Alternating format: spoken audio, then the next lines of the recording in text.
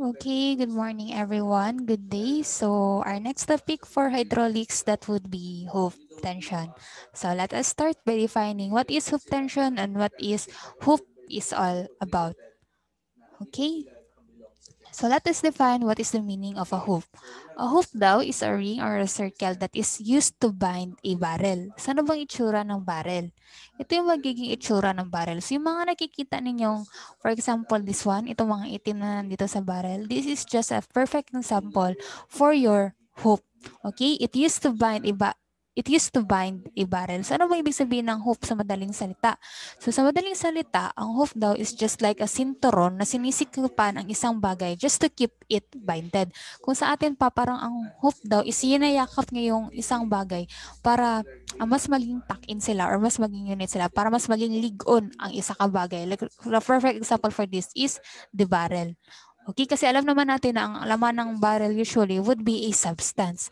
So, just to keep it binded para hindi masira yung barrel, no, ginagamitan natin siya ng hoop or sinisinturon natin siya. Okay? So, let us define naman next would be your hoop stress.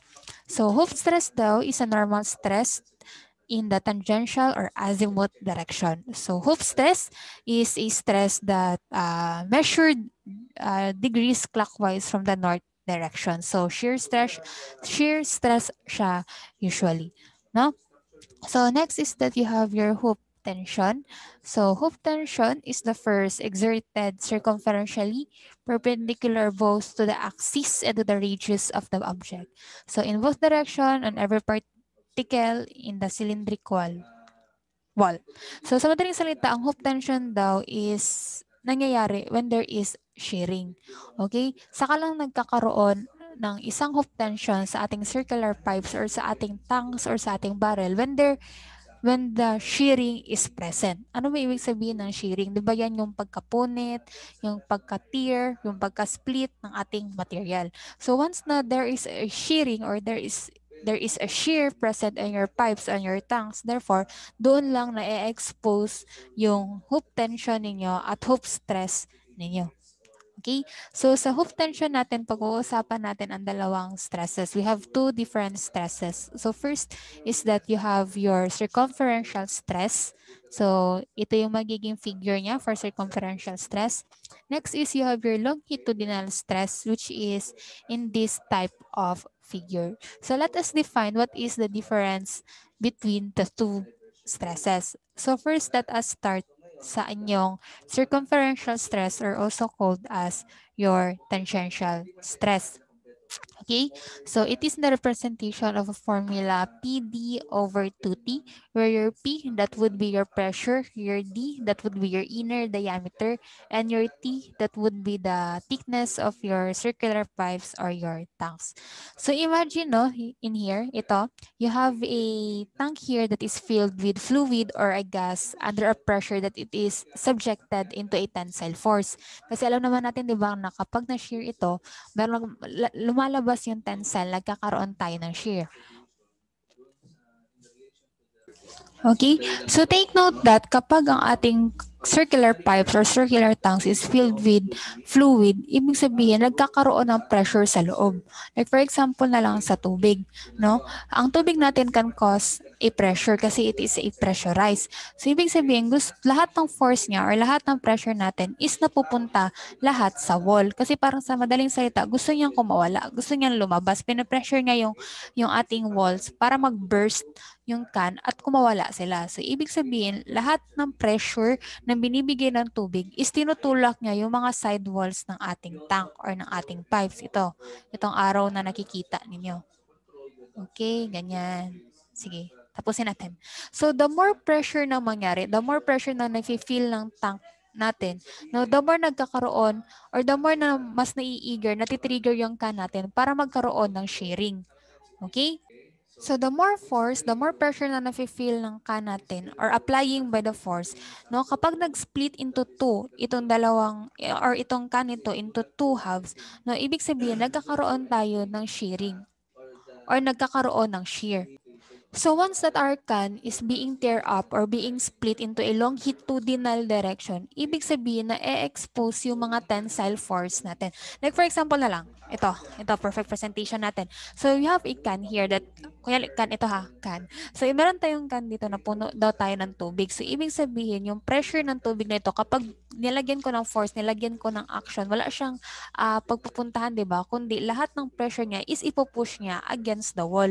Okay? The more pressure na ma-feel niya, okay, the more pressure na feel niya, the more action na na-feel niya. If hinati natin siya longitudinal, pataas, vertically, pag hinati natin siya longitudinal, meron daw tayong pressure or meron tayong tensile force na lumalabas, which is itong T na nakikita niyo sa second figure natin. So kapag merong okay? So, di ba by the definition kanina, saka lang natin nakikita ang ating tensile force o yung mga forces natin once there is a shearing. So, kapag na-expose ang or I mean, kapag nagkaroon ng shear, na-expose ang mga tensile force natin. So, ano bang ibig sabihin ng tensile force? No? So, it is the force acting on your can and it is trying to shear the materials apart. Kung ito yung magiging, ay, sorry. Kung ito yung magiging can, di ba bind sila?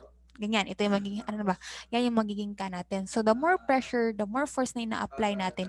Kung longitudinal ang magiging split niya, di ba magaganyan siya? Bubuka siya, bubuka siya. Kung ito yung can natin na, bubuka siya. So, ang tensile force natin is nangyayari when there is shearing or when there is shearing happens. So, once na there is a shear or there is a split na nangyari, di ba naghihiwala yung dalawang material. Naghihiwala yung isang material at nagiging dalawa sila. So, ibig sabihin, combined ito, na nag-intertwine kunyari yung kamay ko. So, kung ito kunyari nag-intertwine yung kamay ko, when there is shearing, di ba naghihiwalay sila? So, ibig sabihin, itong nakikita niyo this could be the perfect example of our tensile force. Kasi pag ganito, naka-close ang kamay ko, example, this is a can. Kapag naka-close ang can natin, there is no tensile stress. Okay? But when you apply a force, when you apply an pressure, when you apply an action sa inyong cylindrical pipes or sa inyong tanks, nagkakaroon ng shearing at doon mismo na-expose ang ating tensile forces. Okay? In this case, sa ating tangential stress, lumalabas ang tensile force ninyo kapag ang split or kapag ang shear sa inyong can is in longitudinal motion. Okay? That is why you have your T here on the upper side and you have T here on the lower side. Kasi dalawang tension mo yung nakikita. This side and this side. Okay? You have your L here as the length of your cylindrical pipe, your D again, that would be your inner diameter, and T, that would be the thickness of your pipe. So let us try to derive your formula kung saan siya nanggaling. The same sa kanina sa sinabi ko, that would be your force. Ito yung mga pressure ng substance na tinutulak mismo yung walls natin, no? Kasi nga, pressurize yung magiging substance natin when it comes sa loob ng ating circular pipes or ng ating tanks. And you have your L here as the height or the length of your tank, and you have your D here as your inner diameter. So take note kapag circumferential tangential stress na pinag-uusapan natin, your area, no, that would be a projected area, which is a rectangular area. Ito lang. Kasi yung kukunin natin na area is not for the cylindrical tank, but for the area of your subjected substance inside the tank. Okay? So you have your tensile force on the other side and another tensile force on the other side. And you will be having a thickness for your pipe. Yan na lang, nirotate lang natin yung figure natin. So we all know that your pressure is equals to gamma H kasi alam natin that ang pressure natin is nakadepende kung ano yung magiging height ng pagkukunan natin. Di ba yun yung in-explain natin last time? So mas lumalalim yung height natin, mas lumalaki lumalaki yung magiging pressure natin. Okay? So height 1 is different from height 2. Pag pressure ang pinag-uusapan. And you have your formula again for your pressure that will be force over area.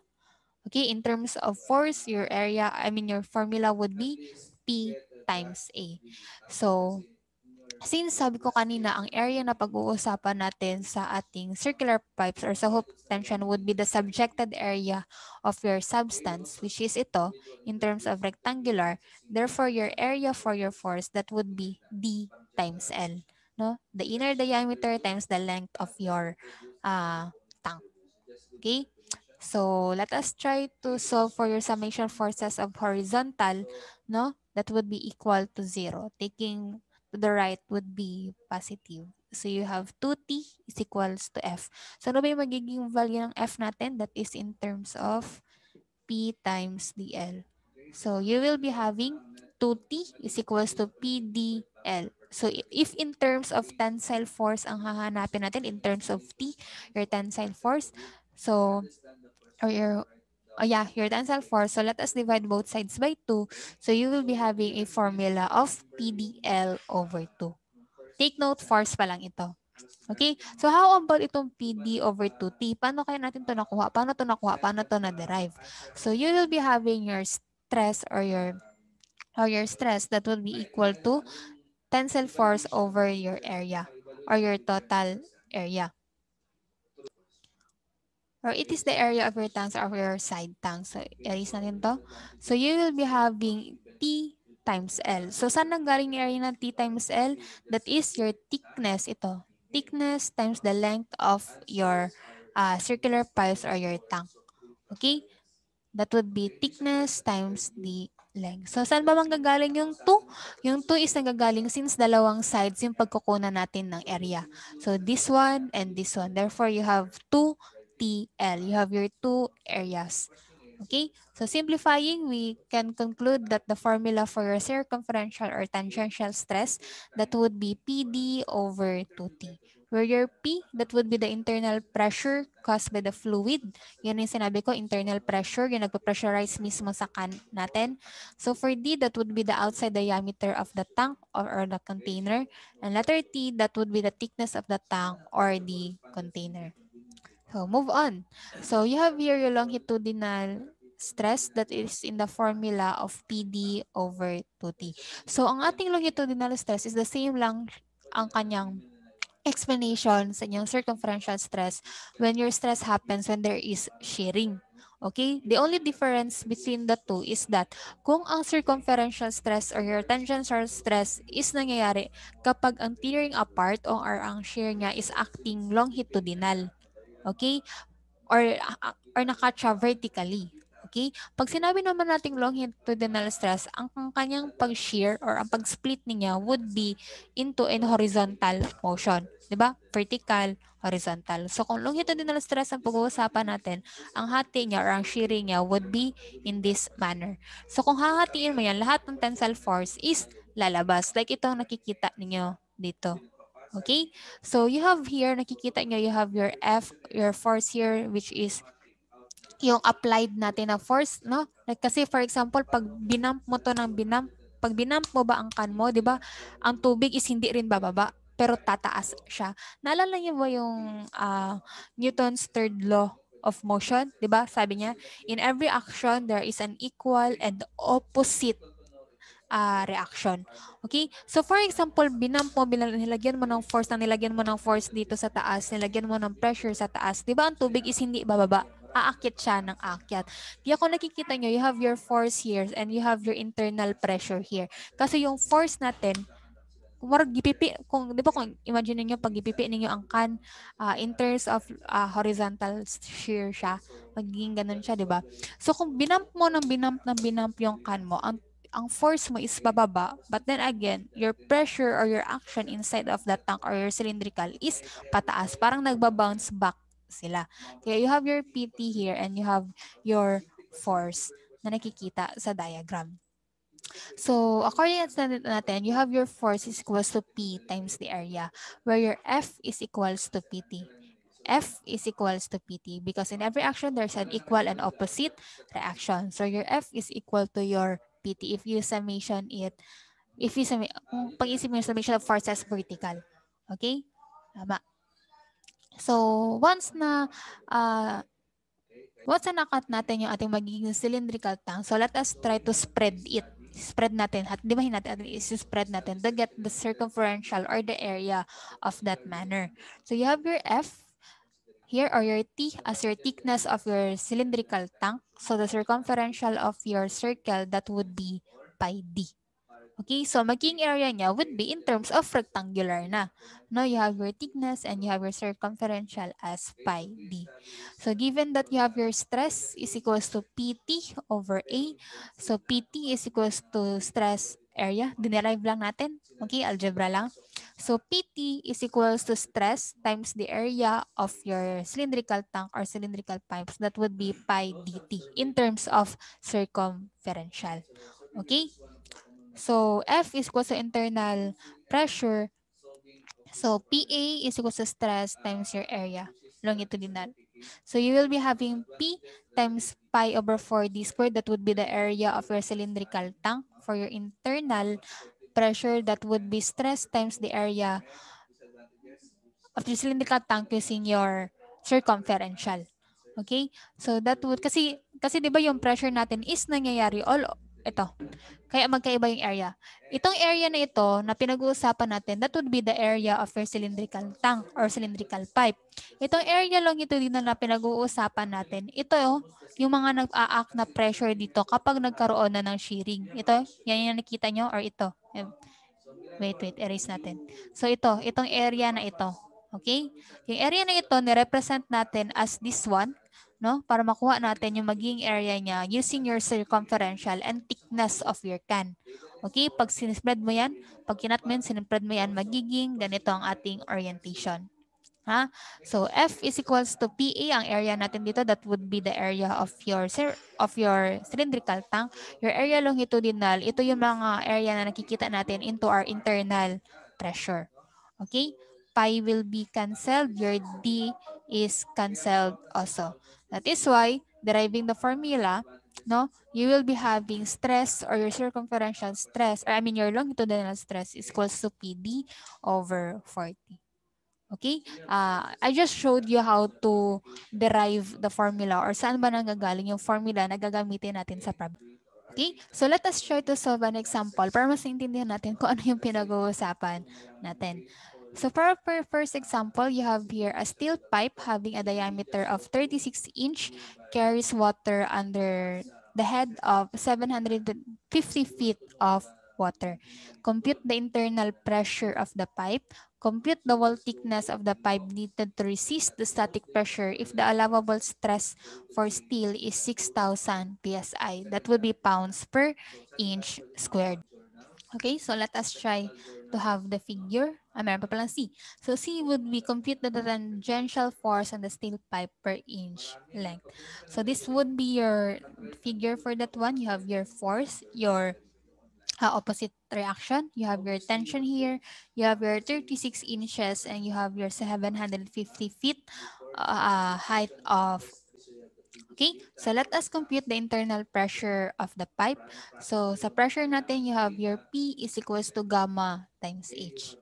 Okay, since naka-English unit tayo, ibig sabihin, yung gagamitin natin na unit weight of water would be in English also. That would be 62.4 pound per cubic foot. Kindly take note of this. This is the English for our unit weight density if the unit would be in terms of English. Hindi tayo naka-SI. Di ba pag SI, that would be 9.81 kilonewton per cubic meter. So pag English, meron tayong 62.4 pound per cubic foot. Therefore, we can conclude that the value of your pressure, that would be 46,800 pound per feet squared. But then again, take note for letter B. No, ang letter B na binigyan niya na stress, that would be in terms of PSI. So let us try to derive or to convert the PSF into PSI. Okay? Having that said, you will be having a value of 325 pounds per inch squared. Ito na rin gagamitin natin since ang sunod natin na question would be in terms of PSI. So for letter B, compute the total thickness of the steel pipe needed to resist the static pressure if the allowable stress for steel pipe is 16,000 PSI. So aalamin daw natin gaano kakapal yung kinakailangan natin sa tank para hindi siya magkaroon ng shearing or ng shear stress natin just to hold on a stress of 16 PSI. So, since nakikita natin that the force is in terms of horizontal, therefore we can conclude that it is a perfect example of your tangential stress. So, you have your stress is equals to PD over 2T. So, you have 6,000 PSI is equals to 325 PSI, 36 inches divided by 2. PSI will be cancelled. Therefore, your thickness, your needed thickness for this problem or for your steel type, that would be 0.366 inches. Okay, for letter C, so compute the tangential force of the steel pipe per inch length. So as we derived the formula kanina, we all know that the formula for your tensile or tangential force, that would be PDL over 2. Okay, so you have 325 PSI times 36 inch times 1 inch. Your 1 inch here would be a representation for your 1 meter. I mean, 1 strip galing sa ating tawag mo to, steel pipe. No? Matik yan na 1 meter strip or 1 inch strip or depende sa unit natin. Basta 1 strip ang ating kinoconsider lagi. Okay, cancel yung inch natin. Cancel yung inch, leaving as a pound unit only. Therefore, the value for your tangential force, that would be 5,850 pounds. Okay? So if you have any concern about this example, you may comment no, dito sa ating video, or you may chat mismo sa ating group chat. Okay? So the next example for your hoop tension is this one. So I showed you na kanina na wala tayong hoop stress or hoops. So what if ang barrel natin or ang cylindrical tank natin is lalagyan na natin ng sinturon? Ano ba yung mangyayari sa tank natin? Okay? So you have here a problem. A vertical cylindrical tank is 6 feet in diameter and 10 feet high. Its sides are held in position by means of two hoops, one at the top and one at the bottom. The tank is filled with water up to 9 feet.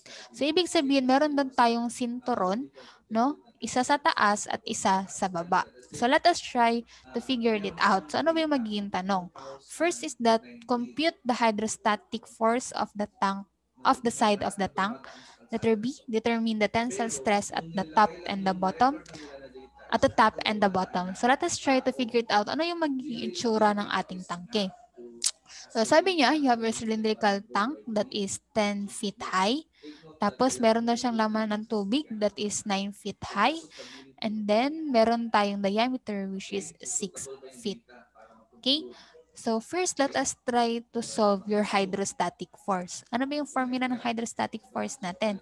That would be your gamma H prime or H bar times A. Sige nga, I'll give you 2 minutes bago ko i-reveal ang answer.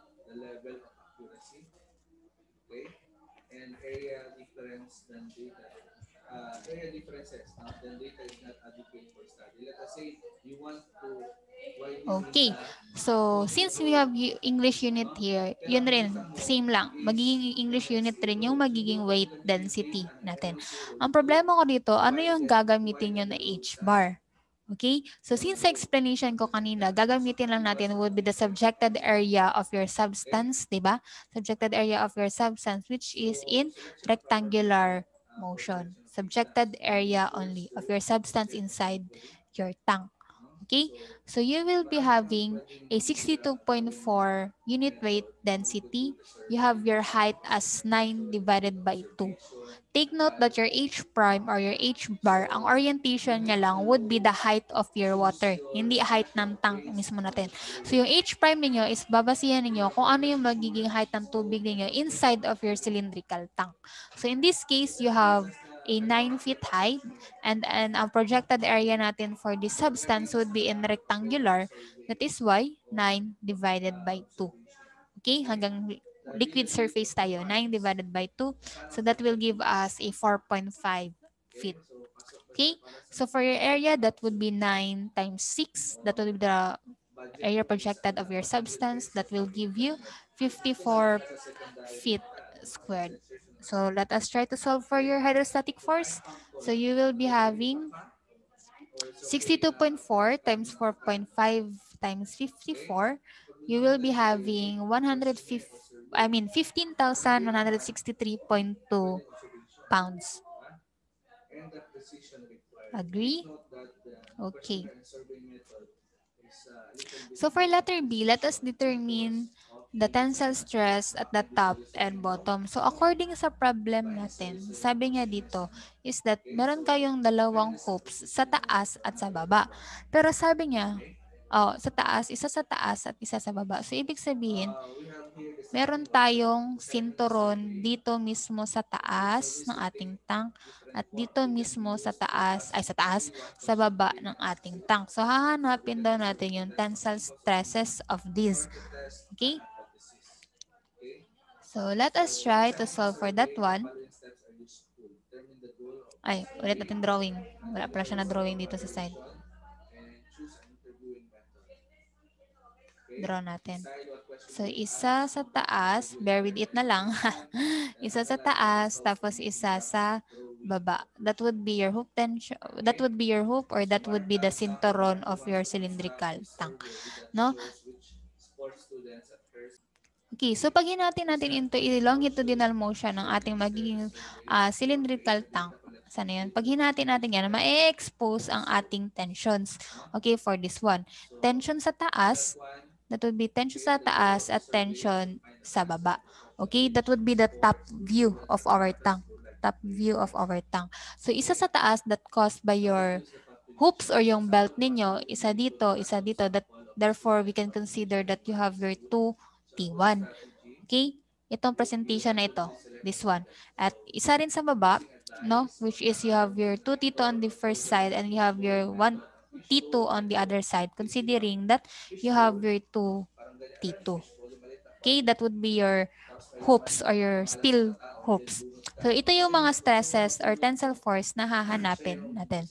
So, para mas maintindihan natin, let us try to draw your cylindrical tank into an FBD or into a 2D motion. So, you have here a representation of your cylindrical tank. So, meron tayong 2T1, no? Yung kapag nahati na-expose yung dalawang tensile force natin given by your hoops. And next is you have your 2T2, another tensile force given by your steel hoops sa baba. So, the graphical representation for your water where your force is acting, that would be a parang siyang varying load or in terms of triangular motion. Bakit ba nagiging triangle itong tubig na ito? 'Di ba sabi natin kanina, kapag mas lumalalim ang tubig natin, mas nagiging pressurized siya. So, ibig sabihin, in this height, ito lang yung magiging value ng pressure niya. Dito na height nito, naging tumataas yung pressure niya. Mas lalo na, dito sa dulo, dumadami, or lumalaki ng lumalaki, yung magiging value or magiging pressure natin. Kaya nagiging varying loads tayo. Tama? Erase natin. Okay?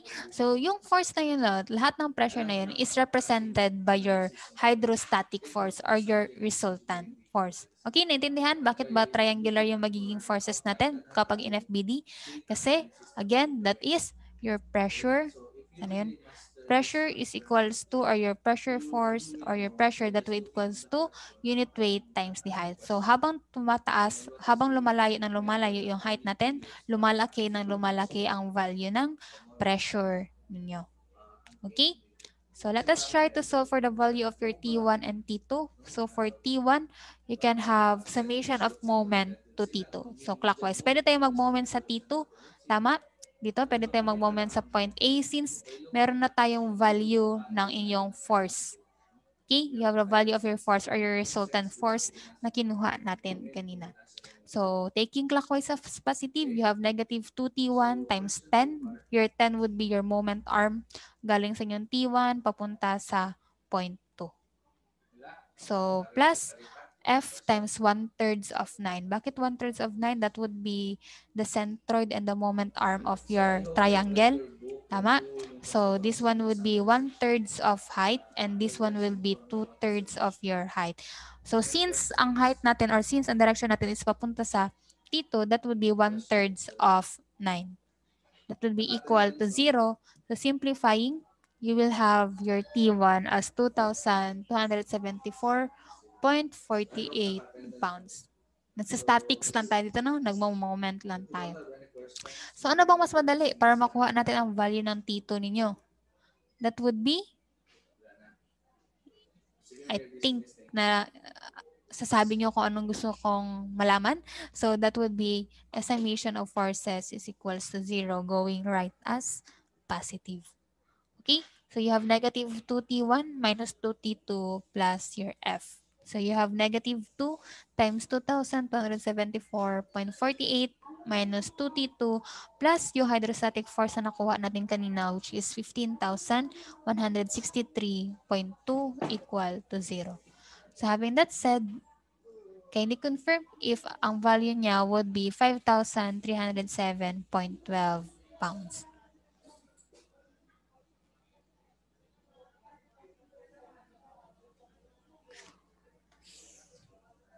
Okay. So, yun lang, no? Kapag, ang tatandaan lang natin, kapag merong hoops or steel hoops ang ating magiging barrel or magiging tank natin, pag hinati natin siya, always dalawang tensile force ang lalabas. Okay? One on the other side and one on this side. Kaya nagkakaroon kayo ng 2 tensile force sa iisang hoops lang. Sa iisang hoop lang. Okay, proceed. Last example for this topic. So you have a cylindrical tank container 8 meter high and 3 meters in diameter is reinforced with two hoops 1 meter at each end. So compute the hydrostatic pressure and what is the tension hoop at the top and the bottom. So first, let us try to figure it out kung ano yung magiging itsura ng ating cylindrical container. So, sabi niya, you have 8 meter high cylindrical container and you have your 3 meter high, 3 meters in diameter. So, since hydrostatic force palang pinag-uusapan, hydrostatic pressure pinag-uusapan natin, no? That is in terms of unit weight density times H bar or H prime times your A. So since wala kayo nakikitang height ng tubig natin sa problem, therefore it is safe to assume that ang tubig natin is, or I mean ang cylindrical container natin is puno ng tubig. Therefore, we can conclude that the height of your water inside the tank would be 8 meter high also. So you have your unit weight density as 9.81 kilonewton per cubic meter. Your height or your H prime, that would be 8 over 2. That will give us 4 meters. The area or your projected area for your cylindrical container, that would be 8 times 3 given as 24. Okay, so therefore your hydrostatic pressure or your hydrostatic force, that would be 9.81 times 4 times 24. So it will give you a value of 941.76 kilonewton. Paki-confirm? Sige nga. Okay. Sige. So for letter B, sabi niya, what is the tension hoop at the top and the bottom? So according sa problem natin, ang tension hoops, your two hoops daw are located 1 meter at each end. So ibig sabihin, 1 meter galing sa taas, baba tayo ng 1 meter, doon nangyayari or doon nakalagay ang hoop ninyo or your steel hoop. Pag galing naman sa baba, akit tayo ng 1 meter, therefore dito nangyayari or dito nalagay yung inyong steel hoops. Hindi parehas sa first problem that your steel hoops is located mismo sa baba and located mismo sa taas. So, ibig sabihin, baba tayo ng 1 meter, akit tayo ng 1 meter para makuha natin yung magiging value ng inyong tension hoops. Okay? So, let us try to draw it again. No? Draw natin ulit. Bear with it lang, no? Kasi hindi ako marunong maglagay ng steel hoops ng drawing na merong ganito. Yung i-figure talaga. So, i-draw na lang natin. Bala na tikwi-tikwi. Tikwi-tikwi siya. Okay? So, 1 meter, 1 meter at each end. So, 1 meter galing sa taas and then 1 meter galing sa baba. So, therefore, you will have a 6 meter high in between of two hoops. So, the distance between the two hoops would be 6 meter. Okay, 6 meters. Okay, so having the representation due to by your 2D or your FBD, so you have here a straight line or vertical line representing your hydrostatic your cylindrical container. So your pressure or your hydrostatic force, which is parang varying loads, kasi yun na nga, again and again, ang ating pressure is nag-i-increase when our height increases also. So you have your 2T1 as your pressure or your tensile force for the first steel hoop, and you have your 2T2 as your second steel hoop tensile force.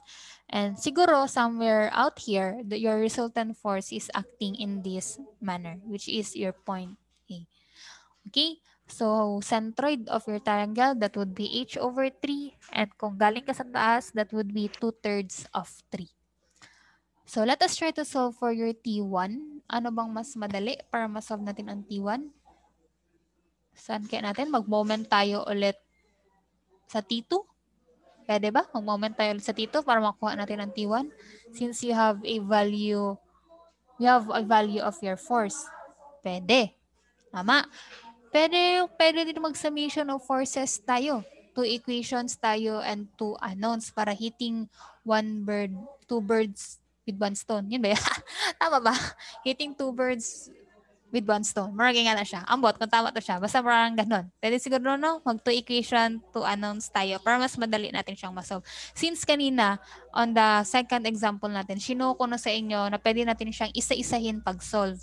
Okay? Pwede yung T1 muna, pwede din T2 pagkatapos. But what if pwede natin isabay 2 equation, 2 unknowns? Pwede rin naman, di ba? No? So let us try to solve for your T1 using your summation of forces horizontal equal to 0 going right as positive. So you have negative 2T1 minus 2T2. This should be 2T2, yung isa. 2T2 plus F is equals to 0. So that would be your equation number 1. So what more? So other equation for your T1 and T2, no? Para makuha natin ang values na yan is that we need a weekend summation of moment at point A equals to 0 taking clockwise as positive para yung T1 at T2 lang yung ma-expose natin. So, ang problema natin ngayon would be the moment arm. So, you have here your negative T1 times 4.333. Yan yung magiging moment arm ng T1 ninyo papunta sa point A. For your point 2 or your T2, you have negative 2T2.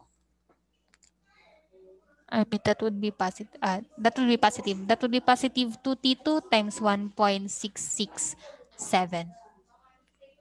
Okay? So, saan ba nanggagaling itong mga moment arm natin na ito? So, let us try to look at the figure. Ano ba yung 2? Diba sabi natin, 1 meter from the top, doon nakalagay ang ating first steel hoops. So, 4.333. Saan ba nanggaling yung 4.333? So, ano ba yung 2/3 of H? Ano ba yung 2/3 of 2 times 8 divided by 3? I think that would be 5.333. Tama? So, minus 1 para sa location ng ating first steel hoop, that would be 4.333. Okay? How about dito tayo? Diba? Ito. Wala pa. So, for this one, you have your h over 3. So, ano ba yung h over 3 or 8 over 3? That will give you 2.66. Sa 2.667. So, sabi natin, 1 meter galing sa baba. Aakyat tayo ng 1 meter para malocate natin ang tension hoop 2 natin. So, that would be minus 1 kaya binigyan kayo ng 1.667. So, since we equate the two equations, no, you have your equation 1 and equation 2. Therefore, we are able to get the value of your T1 and T2. So, equate 2, no? Equate 2, mode 5. Ano yun sa calculator nyo? Yun nga, 2 equation 2 unknowns. Try to solve for your T1 and T2. Okay, kindly confirm if the values are 294.432 and 765.312.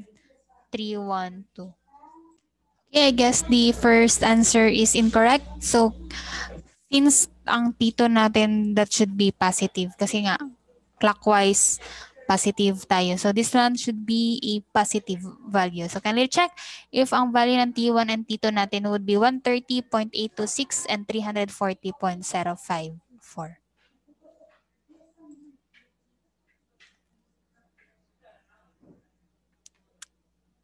So that's it, end of our discussion for this day for all about hope tension. So if you have any concern, clarification for our topic for today, kindly comment here sa ating chat box sa ating video or di kaya chat it through Facebook.